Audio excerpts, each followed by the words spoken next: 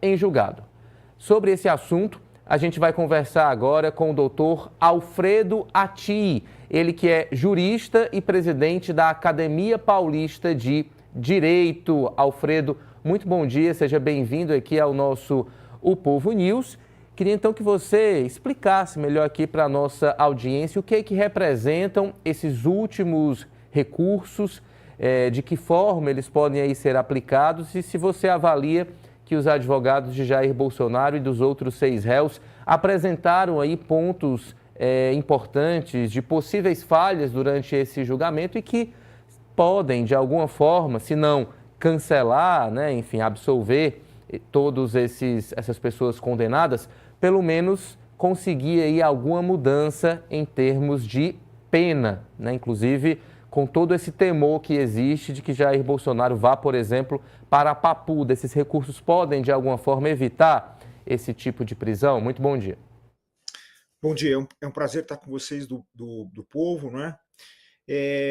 Olha, esse recurso são os embargos de declaração, é um recurso que a gente conhece como um recurso voltado para tentar corrigir algumas omissões ou alguns erros ou algumas contradições que existem nas decisões judiciais, né?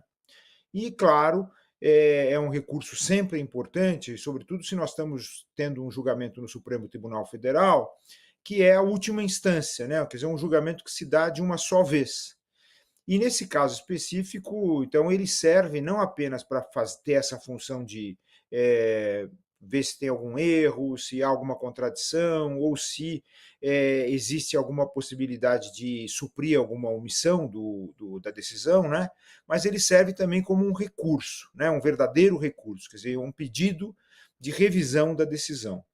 Claro, os advogados e as advogadas apresentaram esse recurso de uma forma muito bem elaborada, são advogados muito experientes, atuaram no processo de uma maneira muito correta, muito ética e, sobretudo, trazendo para o processo as suas críticas, trazendo ao processo a visão que cada um dos réus tinha a respeito daquilo que foi apresentado como a peça de acusação.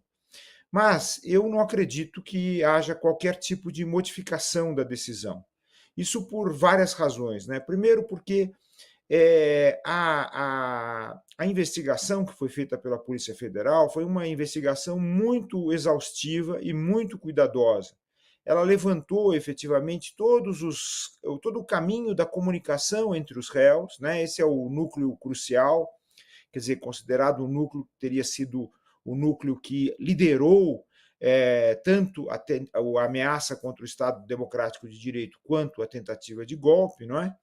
E esse levantamento foi assim muito, muito, muito detalhado e é um trabalho muito bem elaborado pela Polícia Federal. Tanto assim é que depois desse trabalho as testemunhas pouquíssimas coisas trouxeram para acrescentar aquilo que foi levantado e nenhuma testemunha conseguiu descaracterizar aquilo que foi bem assim desenhado pelo trabalho da Polícia Federal, né? Então é muito difícil alterar qualquer tipo de item desse julgamento.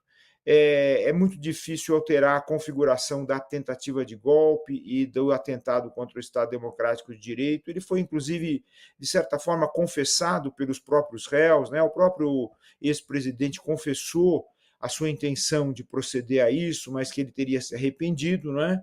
Mas então não tem como mudar.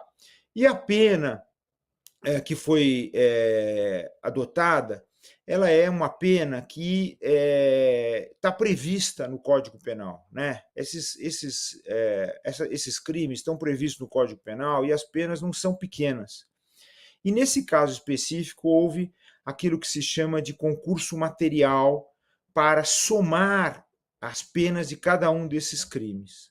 Não é possível hoje o Supremo Tribunal Federal alterar esse critério que foi colocado na lei, né? A gente tem que lembrar que o juiz, a juíza, quando aplicam a lei, eles não podem modificar aquilo que é o desejo do povo, né? Qual é o desejo do povo? O desejo do povo é aquele que está expresso na lei pelos representantes eleitos, não é? O juiz, a juíza, assim como os ministros do Supremo Tribunal Federal, eles não foram eleitos pelo povo para alterar a lei ou para modificar o desejo que está expresso na lei. Eles estão postos ali só para interpretar e aplicar a lei, ponto final. Eles não podem se colocar como legisladores. Então não tem como o Supremo alterar o critério que foi adotado, que é o critério que está previsto lá no Código Penal. Não é você aplica a lei que está prevista naquele tipo penal, não é? E depois soma àquela outra pena que está prevista no outro crime. Como há vários crimes, um crime gera uma pena que vai ser somada a outra. Não tem como alterar isso. Isso só pode ser alterado por uma mudança da lei que o Congresso Nacional é que tem que fazer. Então, eu não acredito efetivamente que vai haver uma alteração da pena que foi estabelecida pelo Supremo, até porque o julgamento foi bastante demorado, teve inclusive um voto divergente bastante demorado também, e, portanto, o julgamento, do meu ponto de vista, é definitivo. Não há o que corrigir naquilo que foi elaborado pelo relator e os demais ministros da primeira turma.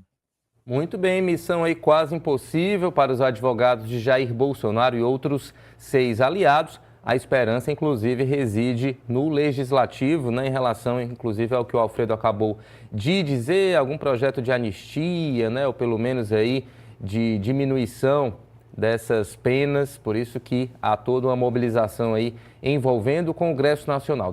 Do âmbito de vista do Supremo, realmente muito difícil que algo se altere.